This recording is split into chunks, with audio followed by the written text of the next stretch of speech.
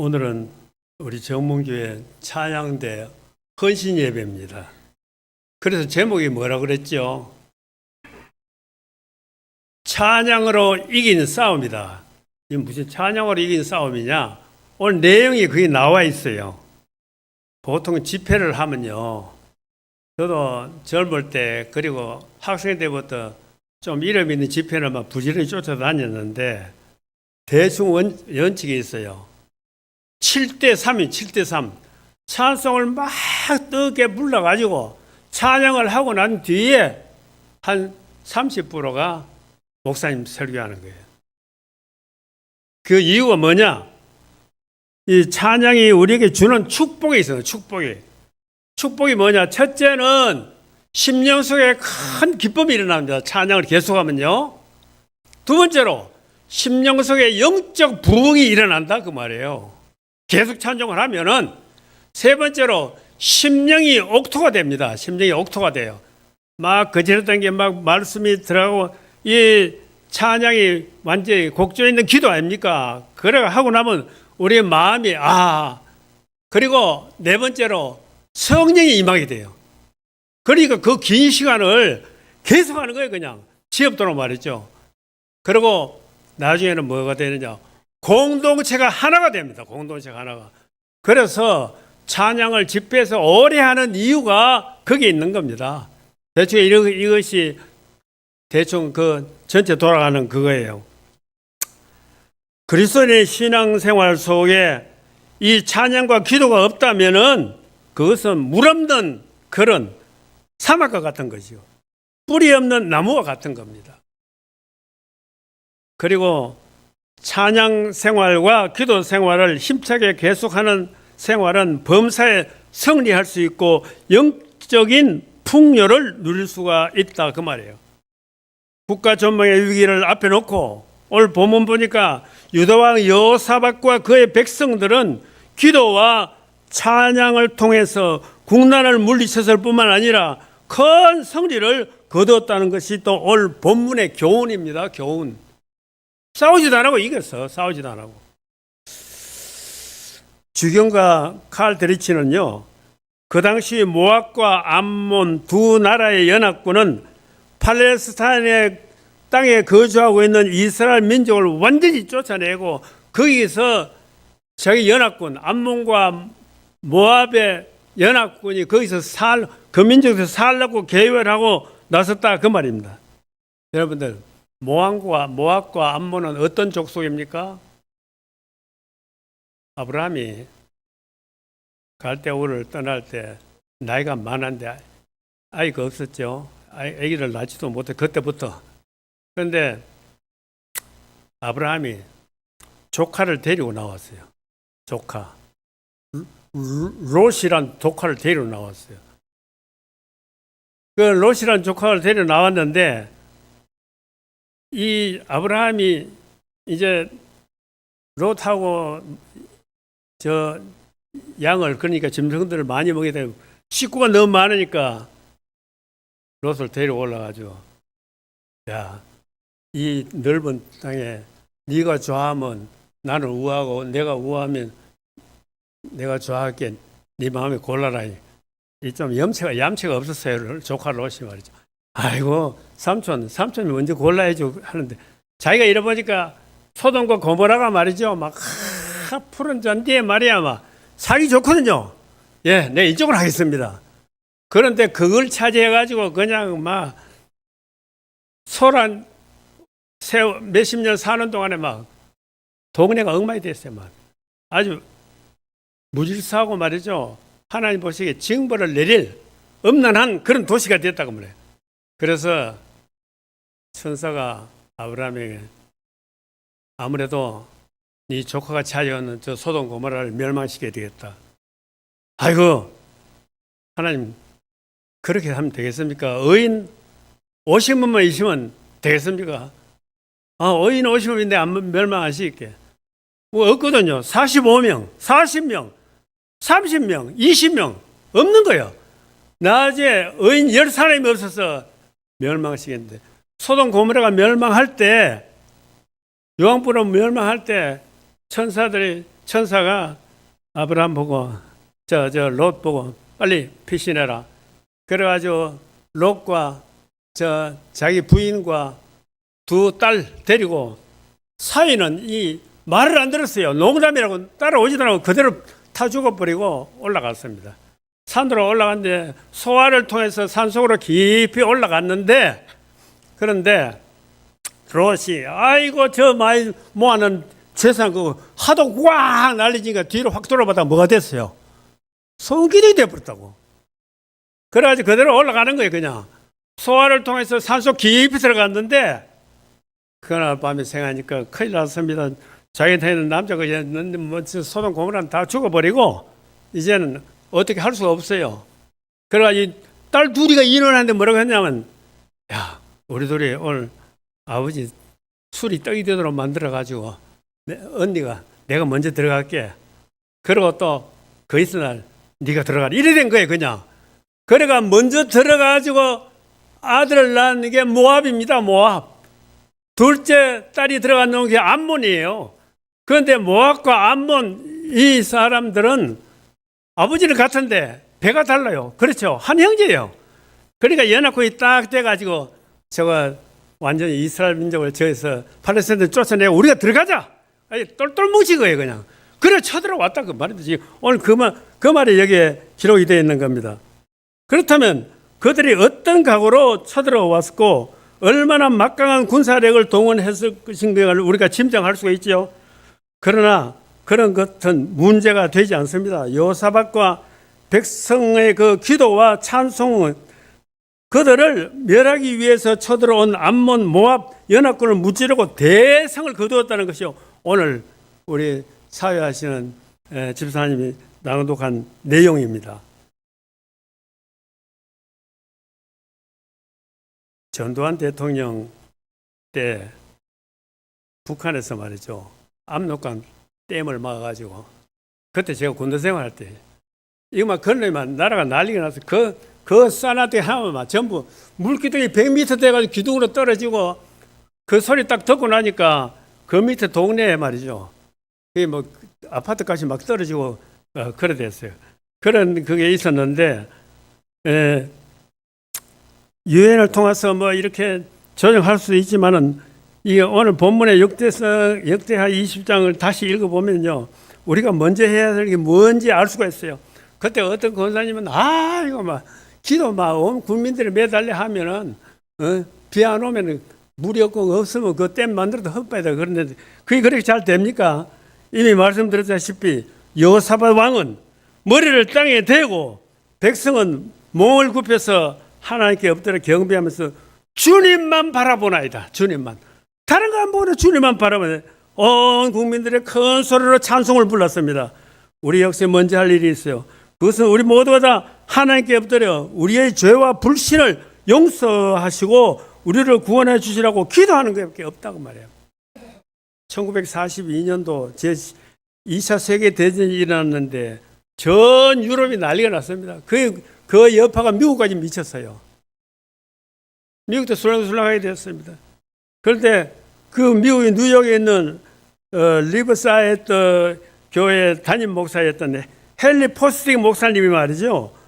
위대한 시대는 열리고 있다. 이런 제목을 가지고 위대한 시대가 열리고 있다. 전쟁이 나가지고 난리를 지기는데 그래서 설교를 했는데 전쟁 때문에 밀어닥치는 재난과 고통과 혼돈과 불안이라고 하는 위대한 시대가 열리는 전주곡은 앞으로 새로운 신앙을 우리에게 준다.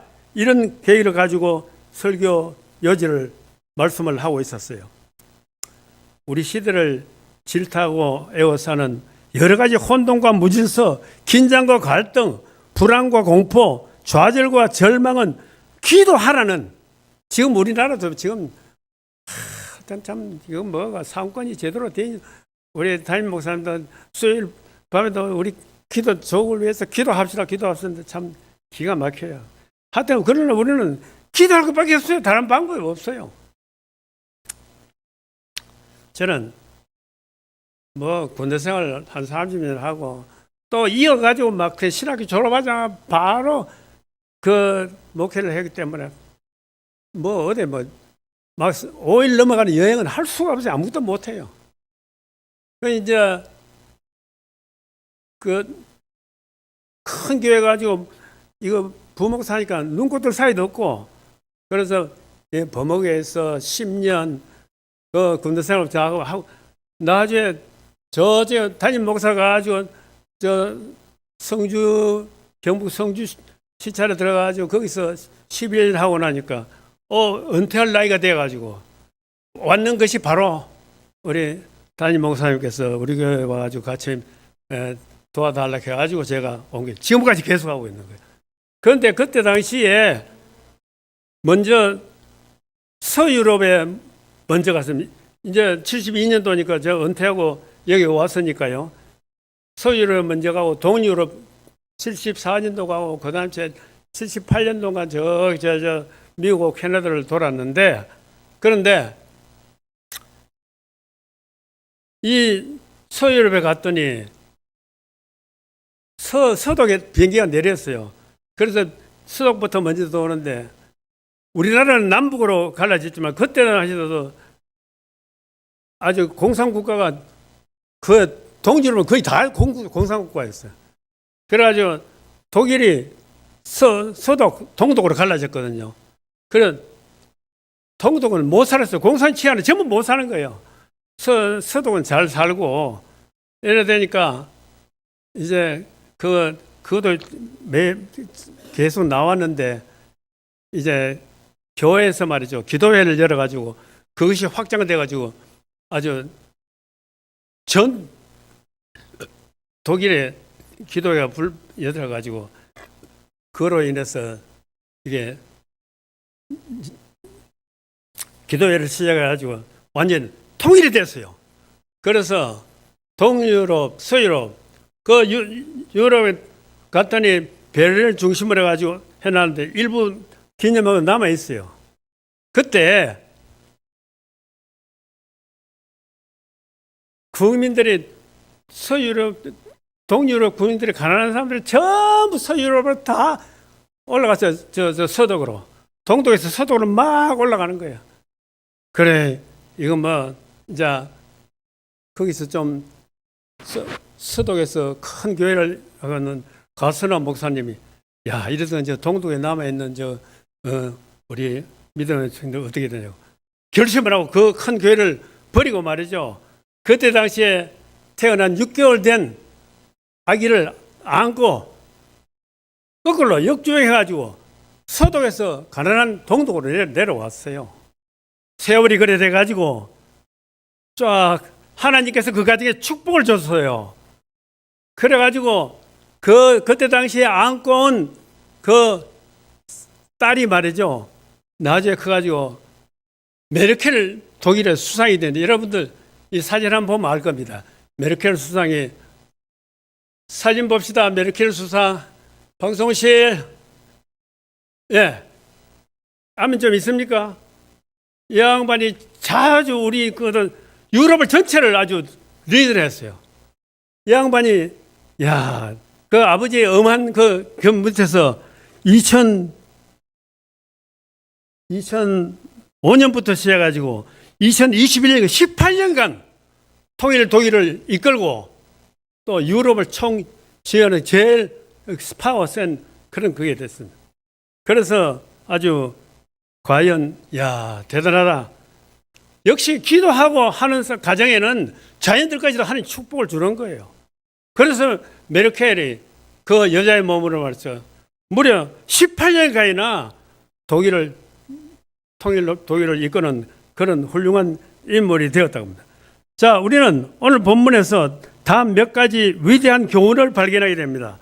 첫째, 유다 민족 출전이 비상식적인 것이었다. 비상식적인 총칼을 준비해가 가는 게 아니고 가만 보니까 본문 20장 16절에서 내일 너희는 적군을 향해 가지고 마주 내려가는 명령을 받았는데 그래서 그들이 적군을 향해서 출정하는데 무기는 칼은 방패는 아무것도 없어요. 주석과 메술레는 그들의 무장을 가리켜 믿음의 갑옷을 입었다. 그렇게 이야기했어요. 20절 하반에 보면은 20절 하반에요. 보니까 너희 하나님 여호와를 신뢰하라. 그리하면 조건부입니다. 조건부. 그리하면 경고했으리라. 그의 선지자를 신뢰하라. 또 조건부입니다. 그리하면 형통하리라. 여호와 하나님을 신뢰하라. 또 누굽니까? 그 선지자를 신뢰하라. 하나님 그 선지자를 신뢰하면 형통하게 된다. 그 말씀을 의역하면 칼이나 창이나 방패를 무장하지 말고 하나님으로 무장해라. 그리고 무기로 싸우지 말고 하나님을 신뢰하는 믿음으로 싸워라. 그리고 전쟁이 붙은 거예요. 마음이 흔들리는 군사는 싸움에 이길 수가 없습니다. 그리고 마음이 견고한 싸움은 이깁니다. 그러한 어떤 사람의 마음이 견고할 수 있느냐 없느냐 그게 문제입니다.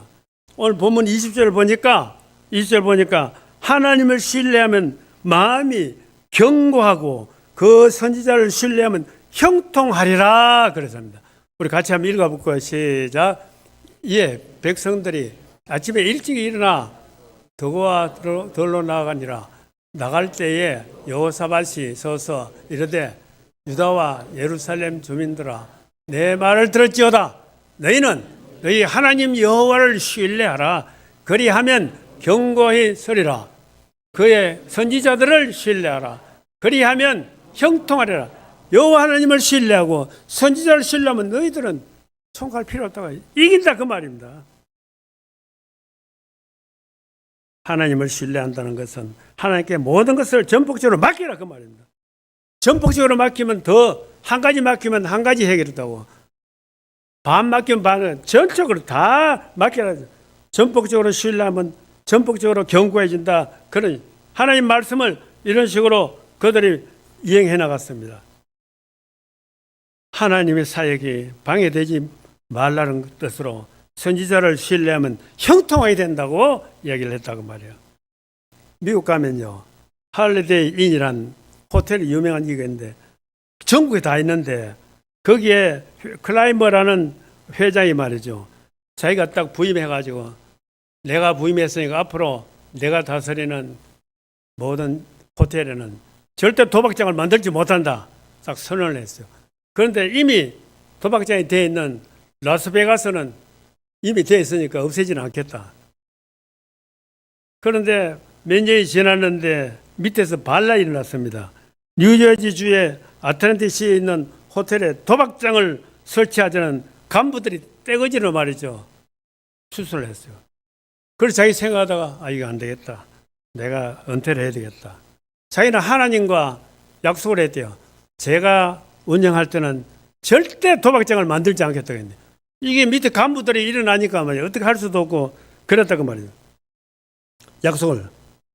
그래서 그는 은퇴하면서 나는 일생 동안 내가 하나님과 약속을 지키면서 하나님께서도 금은 구름을 거두시고 무지개를 보여주신 그 믿음을 믿고 지금까지 운영해 왔는데 여러분들이 이렇게 반대하니까 내가 도저히 할 수 없습니다.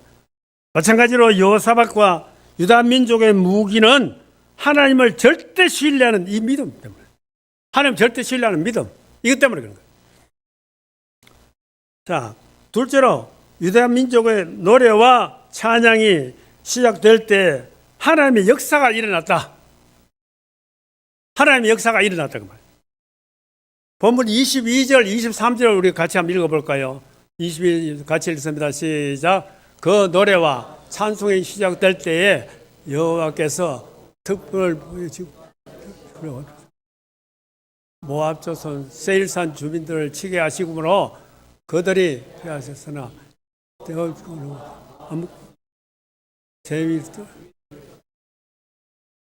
세일 주민들은 세일 주민들이 또 있었는데 주민들을 먼저 죽이고 나중에 자기들끼리 해가지고 다 쳐가지고 자기들끼리 다 서로 다 죽였단 말이에요. 뭐 어떻게 된 일이 되는지 이게 내용입니다. 그러니까 적군끼리 죽이는 게 아니죠. 죽는 살육전이 벌어졌는데 자기들끼리 다 죽었다. 이런 내용입니다. 하나님, 사람들이 진심으로 찬양할 때 그들의 일을 도우시는 것을 즐기신다 그랬어요. 주경가 메첼리는 말했습니다. 그들이 찬송을 부르면서 내려갔을 때 그들 눈에는 이미 시체가 된 연합군의 참담한 모습만 보일 뿐이었더라. 그러니까 그들은 유다 백성을 치러 온 것이 아니고 서로 죽으러 그까지 내려왔다고 말이에요. 유리한 조건을 가졌다고 해서 여러분들 반드시 성공하는 게 아닙니다. 전쟁하는데 뭐 무기 많고 뭐 이렇다고 반드시 성공하는 건 아니다 그 말이에요. 서둔다고 또 되는 것도 아닙니다. 위대한 과학자 아인슈타인은요, 4살까지 말을 못했대요. 말을 시작하지 못하고, 그리고 7살에 겨우 글을 배웠다고 합니다. 그 유명한 아인슈타인이. 그리고 만줄 인력을 발견한 아이작 뉴턴은 말이죠, 초등학교 시절은 성적이 맨 꼴찌였답니다. 유명한 사람 다 그래요.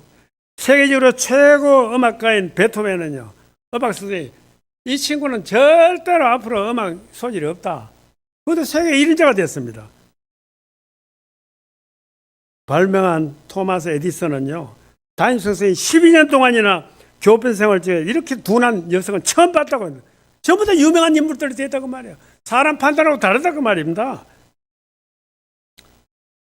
영국의 윈스턴 처칠은 6학년 때 낙제를 해서 1년간 더 다녔는데, 그런 사람 다 수상이 돼가지고 세계 유명한 인물이 됐어요. 출발이 전다고는.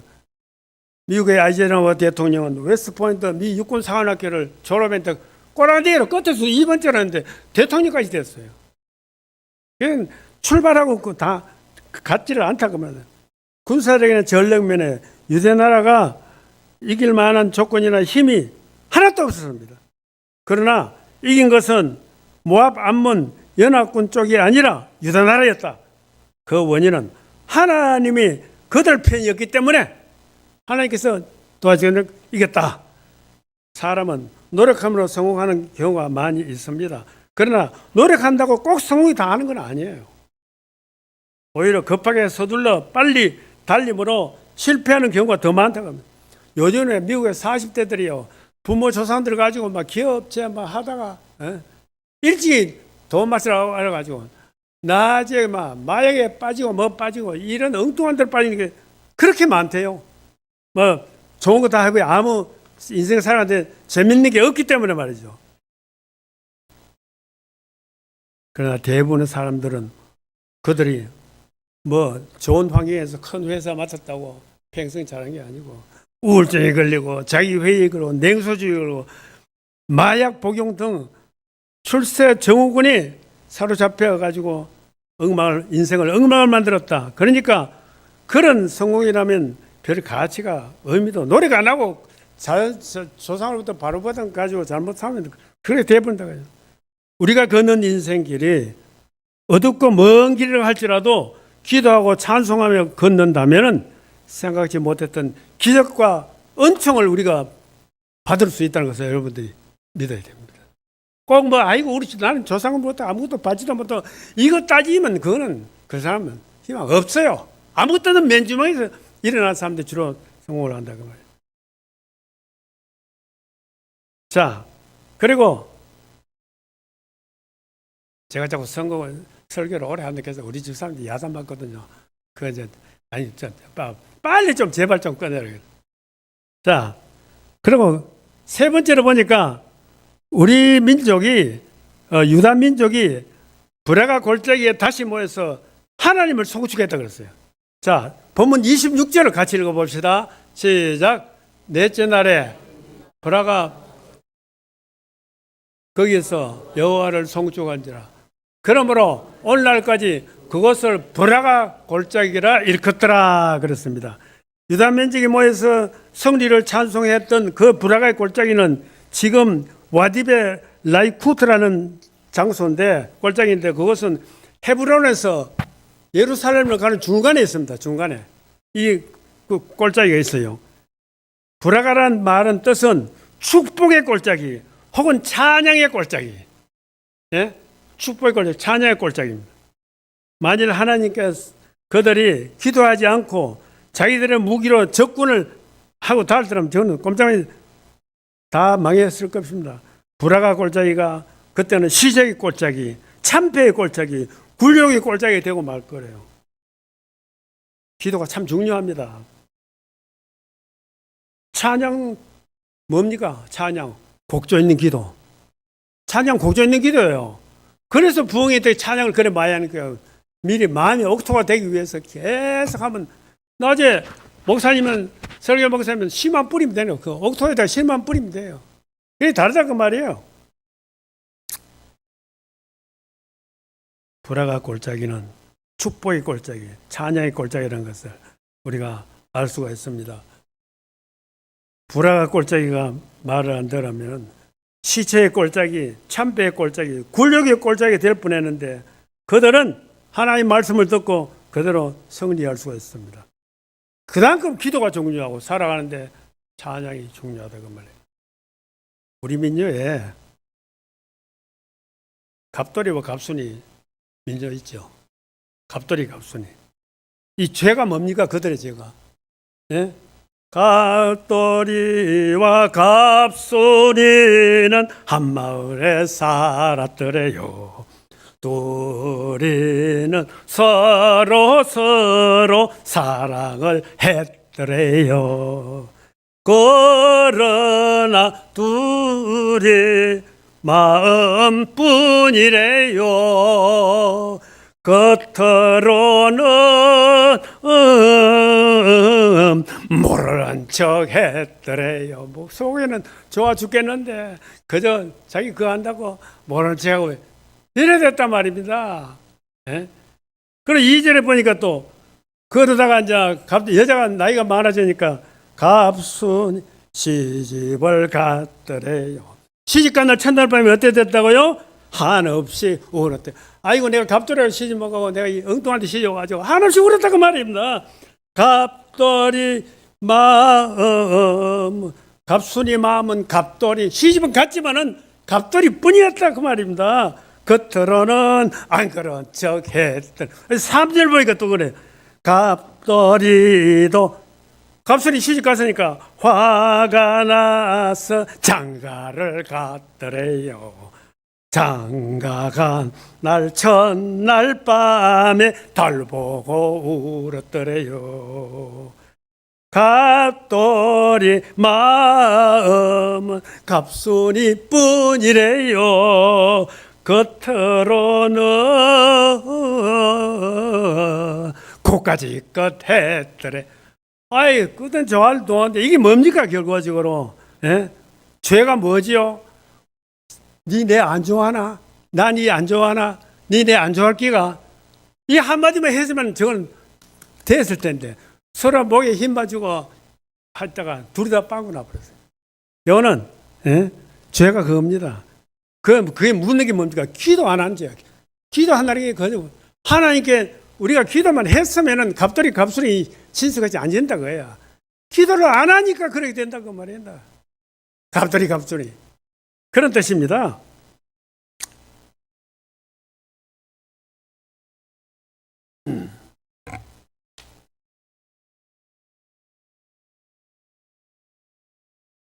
노래 부르다 다 흔들어져 버렸네.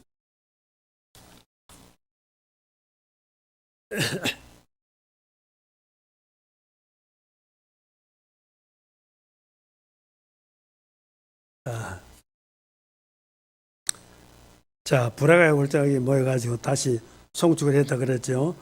그러나 그들이 불화가 골짜기에 개선의 찬송을 부르게 된 것은 하나님이 그들을 위해서 싸워 주셨기 때문에 그들의 마음속에는 미래에 대한 공포심도, 아이고 병이 나면 어쩌노, 직장을 잃으면 어떻게 하노, 사업이 안 되면 어떻게 하노, 이런 게 아니었다 그 말입니다. 그런 공포심은 다, 이 모든 것은 하나님 알아서 다 확신을 할 때 그들은 그렇게 되는 거예요. 그래서 그들은 맨주먹으로 26절 보니까 넷째 날에 가서 불화가 골짜기에서 송축의 골짜기에서 축복의 찬양을 들었다 그 말입니다. 여러분들 세계에서 제일 작은 나라가 어디 나라인지 압니까? 세계에서 제일 작은 나라 도시국가인데 모나코라는 나라가 있어요. 모나코. 이 모나코는 국립교양학단이 85명인데 나라의 군인은 82명밖에 안 돼요. 그만큼 평화스럽기 때문에 군인이 별 필요 없어요. 프랑스 남동부에 위치해 있는 도시 국가가 이 모나코입니다. 예, 평화스러운 나라가 되면은 그렇게 된다 그 말이에요. 그것은 그만큼 모나코가 평화스러운 나라라는 걸 증거하고 있는 거예요. 찬송이 많은 그리스도인은 그 마음에 평화가 넘치는 그리스도인 바로 그 사람입니다. 그 입에서 찬송이 떠나지 않는 사람은 그 마음 속에 성리감이 넘치는 사람. 보통 집에서도 찬송 부르고 하는 사람들은 저 기쁨이 마음속에 충만한 사람들. 네? 그런 사람입니다. 우리는 특별히 오늘 헌신 예배를 드리는 우리 전문 찬양 대원들 모두는 나는 참으로 중요한 예배위원이다. 찬양대원 예배위원입니다. 중요한 역할을 하고 있다 하는 이 긍지를 가지고 제발 자기 자리에 빠지지 마시고 꼭 주일날 내가 서는 자리에 내가 서야 되겠다 이런 의식을 가지고 최선을 다하게. 찬양 소리가 예배 중에요. 예배도 시작하기 전에 찬양 소리를 듣고 은혜를 받는 사람들이 있어요. 그런 사람들 생각하고 최선을 다해야 됩니다. 우리는 여호사밧과 그의 백성이 찬송을 이긴 싸움에서 배울 것이 있습니다. 그건 뭐냐면 찬양은 최대의 무기다. 오늘 이거 본문에 찬양은 최대의 무기다. 여러분들 6.25 때 말이죠. 미군들이 인민군들을 수부위 포위를 했어요. 그런데 이 직결 처분을 해야지 그냥 데려다 밥 먹이고 할 수가 없어요. 그래서 직결 처분에 뭐가 기준이 되는지 압니까? 북한에는 공산국이기 때문에 교회를 핍박하기 때문에 북한에는 전부 인민군들을 세워놓고 찬송가 한마디라도 할 수 있는 사람을 살려줬어요. 그런데 어떤 사람은 자기 부인이 교회 갔다 오면 꼴보기 미워가지고 막 노상 구박하니까 하나님은 나의 복이다. 자기 부인이 노상 그 노래를 불러서 야단한 말이죠. 그래 그게 생각나지고 하나님은 통과 안 죽고 살았다 그 말이에요. 하나님이 세상을 그 사람 더 통과. 그런데 그때 찬송으로는 다 죽었다. 제가 총신대학원에 다닐 때 부야가 교수 연세가 많은 분인데 김희보 교수가 계셨어요. 그분이 수업 시간에 와서 강의를 하는데 자기 선배 목사님이 선배가 목사인지 뭔지 모르겠는데 인민군에 포위가 돼가지고 이제 총살 생활로 다 가는데 고개를 넘어가는데 그분이 말이죠. 믿음이 좋았는가 봐요. 아이고 내 인생이 여기서 끝이구나. 에따 죽고 막 하늘 가는 밝은 길이 크고 막 꽝을 치고 말이야. 무기가 가면서 아이 그때 바바방 하더래요. 아이고 나 죽었구나. 푹 쓰러졌어요. 푹 쓰러졌는데 1시간 넘어가서 보니까 정신이 들어왔는데 안 죽었더래요. 보니까 저 자기들을 끌고 가는 인민군들 중에 기독교인이 있었어요. 이 사람이 총을 가지고 전부 끌고 가는 사람 다 죽여버렸어요. 같은 인민군들 다 죽였어요. 그래가지고 그 미군 부대에 가서 살았다. 그 간증을 듣고 상당히 제가 충격을 많이 받았어요. 역시 하나님이 이래저래 하는구나. 찬송은 정말 걱정도 불안도 격동도 울분도 마귀도 물리치는 최상의 무기인 것을 곡조 있는 기도인 것을 여러분들이 아시고 찬송하는 생활을 회복하고 승리하는 주의 백성들이 다 되시기를 특별히 오늘 헌신하시는 찬양대원을 빌어서 우리 모두가 되시기를 주님으로 간절히 축원합니다. 기도하시다.